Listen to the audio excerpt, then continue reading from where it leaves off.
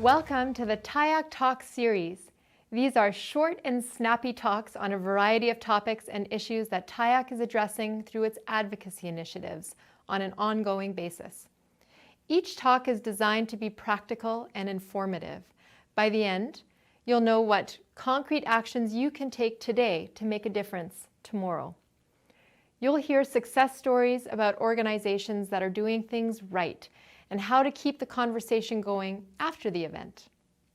Vous entendrez dans les causeries sous peu des histoires de réussite concernant des organisations qui ont pris des bonnes décisions et sur la façon de poursuivre la conversation après l'événement.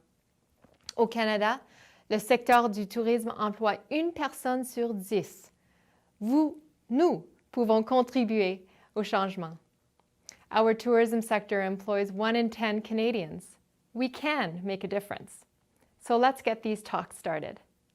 All right, well, thank you very much, everyone, for joining me today. Just let me get my screen shared here. I am Callum McDonald. I'm the Vice President of Labor Market Research at Tourism HR Canada.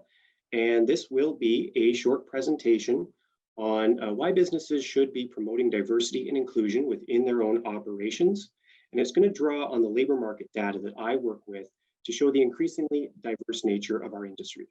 Now, with only 15 minutes, there's not going to be a lot of, it's going to be pretty high level, not a lot of detail, but my email is on the last slide, so please do reach out following the presentation.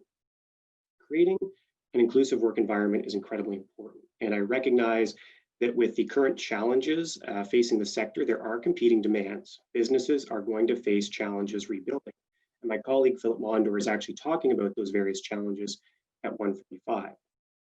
My presentation uses data that comes from the pre-pandemic era to explore why inclusive practices are going to be so important post-pandemic. I think you'll also see from the data that I'm showing, part of the reason why this pandemic and the resulting recessions have hit workers who are new Canadians, immigrants, Indigenous workers, and women so hard. Tourism is one of the most diverse industries in Canada, and that's going to continue to be the case as the pandemic recedes. In fact, the tourism labor market is going to become even more diverse, and we need to continue working to make the sector and our businesses inclusive. So why does tourism matter? Well, one, tourism has high job growth potential, and I know there is a big caveat to that statement right now, but this was a very high growth industry prior to the pandemic, and there will be demand for travel once the pandemic recedes, and with it a resurgent demand for workers. Tourism provides entrepreneurial opportunities and a rich learning environment for many transferable skills people carry with them for life. Tourism is everywhere. It exists across Canada. It is not concentrated in one particular area. And tourism provides many social benefits. The International Labour Organization recognizes tourism as a significant source of employment that requires a variety of skills, allowing quick entry into the workforce for youth, women, and groups that are often underrepresented in the labor force. And because of the broad range of products and services that tourism offers, there are multiple pathways that enable rapid advancement within our sector. For all of those reasons, tourism attracts workers from all sorts of backgrounds. And businesses can benefit from diversity because it creates cultural sensitivity and insight. We serve a global market, and the diversity of our workforce benefits our customers. Practitioners from diverse backgrounds offer skills, knowledge, and experience that increase the competitiveness of an organization. And increasing diversity in leadership teams in particular leads to innovation, which in turn leads to better performance. A study by the Boston Consulting Group showed that diverse management teams lead to a 19% higher revenue on average across a range of different business types. So let's look at how diversity in the tourism labor force has grown. The percentage of Canada's population identifying as a visible minority was 13.5% in 2001 and increased to 22.3% 15 years later in 2016, the last year for which we have census data. Now, visible minorities are underrepresented in our labor market. They hold a smaller share of the jobs than they should based on their share of the population. Within the tourism sector, however, visible minorities consistently fill a larger share of jobs. In fact, in 2016, they held 27.5% of jobs in tourism. Looking at how that breaks down by job area, 30.8% of tourism sales and service jobs are held by visible minorities. And that includes our frontline jobs like food counter attendant, front desk clerk, housekeeper. They hold 30% of jobs related to trade in our industry, or the trades jobs in our industry. And importantly, they hold 26.7% of management jobs. Now that covers all forms of management jobs, from the general managers, the executives, to your mid-level managers, your food, your restaurant managers, your accommodation service managers. But you can see if I pull out that highest echelon, the executives and the GM, there is a drop in the share of positions held by visible minorities. I will also quickly say there are some hard questions to be asked on specific occupations, and some of the people speaking at this time slot are also speaking to those issues. In terms of Indigenous workers, Indigenous peoples have constantly been underrepresented in Canada's workforce. 2016, they were about 5% of Canada's population, yet only held 3.7% of jobs across the economy. Although not overrepresented relative to their share of the population, Indigenous workers do hold 4.1% of tourism jobs. Tourism also employs a significantly higher share of new Canadians. Now, immigrants tend to be overrepresented in the labor force relative to their share of the population. That's an outcome of policies around immigration that Canada has. The tourism sector is an area where entrepreneurial newcomers can open businesses, and tourism has also acted as a gateway to employment in Canada. Immigrants hold a much higher share of tourism jobs than you would expect based on their share of the population. In 1997, 20% of tourism jobs were held by newcomers, and that has risen to 27.5% by last year in 2019. And keep in mind, these demographics are not mutually exclusive. 76% of immigrants working in tourism are also visible minorities, and more recent immigrants are also more likely than that to identify as visible minorities.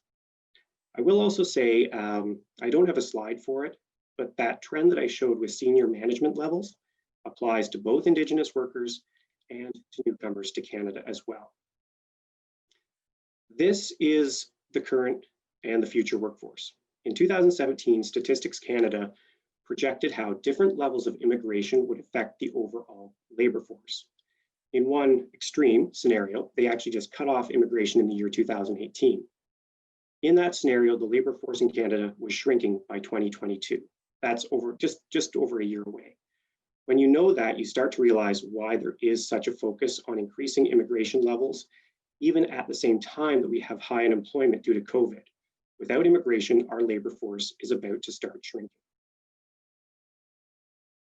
Recently arrived immigrants are particularly likely to find work in tourism.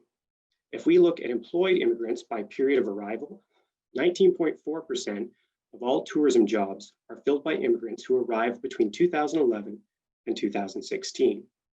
Tourism also employs a larger share of non-permanent residents than the overall labor force. Most of the non-permanent residents who are working in tourism are here through the International Mobility Program, or they are international students. The number of international students grew incredibly rapidly over the past decade, and they are individuals who are looking to work during the time that they are studying, and of course during the summer break as well. And they're looking for the flexibility that our sector offers. 60% of international students plan to apply for permanent residence in Canada. These are motivated individuals with Canadian work experience who add to the diversity of our sector. And many of them will work in tourism while they complete their studies, and then they may move on to their chosen field. But many are also already in tourism and hospitality studies. These are individuals who are looking to work in tourism and are looking to make a career out of it. So just to wrap up with the data part of this discussion, tourism workforce is incredibly diverse. Compared to the overall labor market, we employ a higher share of youth, visible minorities, new Canadians, and Indigenous workers. And we're very balanced in terms of gender. In fact, we employ slightly more women than men, albeit when you break out those top echelons again, the senior management levels, we do see that gap. Women only hold 30% of those positions. Now, speaking about data, being aware of diversity also requires being aware of what you don't know. And with the data I do have, I cannot speak to the growing role of LGBT plus workers within tourism. The census does not have a question on sexual orientation that can be cross-tabulated against labor data. So how we compare to the overall labor market, I do not know. But according to a recent survey, LGBT Realities, 13% of the Canadian population belongs to the LGBT plus pop community. And because they fear being rejected, hindered from progressing in their careers, 54% of LGBT plus respondents have not come out to their work colleagues. Safety is a key factor for Canadian LGBT plus travelers when making a destination choice. That is just as important for your LGBT plus employees. The Canadian Gay and Lesbian Chamber of Commerce, along with Tourism HR Canada, provide workshops on navigating LGBT plus diversity and inclusion in the tourism industry so that you can make your business inclusive and safe. The idea with this is they are designed so that before you invite LGBT plus travelers to your destination, you're making sure your workplace is an inclusive environment for LGBT plus employees. So what are some of the ways you can make sure your business or organization is welcoming and inclusive generally? So 15 minutes, there's not time for an exhaustive list here, but I've drawn some key items that you might want to think about from our standards on diversity, inclusion, and mentorship. These were developed as part of a project called the Future Skills Framework Project, which looks to develop all the competencies required to work in the tourism sector. The first step is to make the effort. Everybody's busy. There's a lot on your plate as a business owner, a supervisor, an employee, a student who's attending the TIAC Congress, just as a human being. But you need to make this a priority. Identify how your business or organization may be preventing inclusion. If we don't question how practices might exclude or stigmatize, we may not even realize that we're doing so. Make sure your employees receive the training they need. That said, leadership needs to be a role model. Providing training on inclusivity is going to fall flat if it's not practiced at the highest levels. Practice inclusion yourself. Be aware that this is an ongoing process for everyone. We all have biases. We will be influenced by those biases, but to prevent or correct the mistakes we may make because of them, we need to recognize and be aware of them. Be respectful. That may seem fairly obvious, but make a conscious effort to be aware of how others want to be treated. Expectations change. Be a mentor. Help facilitate the careers of all your staff using inclusive practices. Our workforce should be diverse at all levels, and people want to know they can aspire to those leadership positions. If they see individuals who reflect their own self-identity in those roles, they will see your business as a place with growth opportunities for themselves, and in turn, that is a growth opportunity for your business. And that's pretty much the time I have today. With that, I will wrap it up. My email is on the next slide if you'd like to get in touch with me. Thank you very much for attending today, and I hope you enjoy the rest of the virtual TIAC Congress. Thank you for joining us for this TIAC talk. The team at TIAC has worked hard to create a program that delivers ideas, solutions, and tools to help you navigate the pandemic and road to recovery. At TIAC, the focus is on ensuring there is a vibrant and successful visitor economy post-COVID-19, and we can't do it without you. Please visit TIAC's virtual booth to become a member and support their efforts.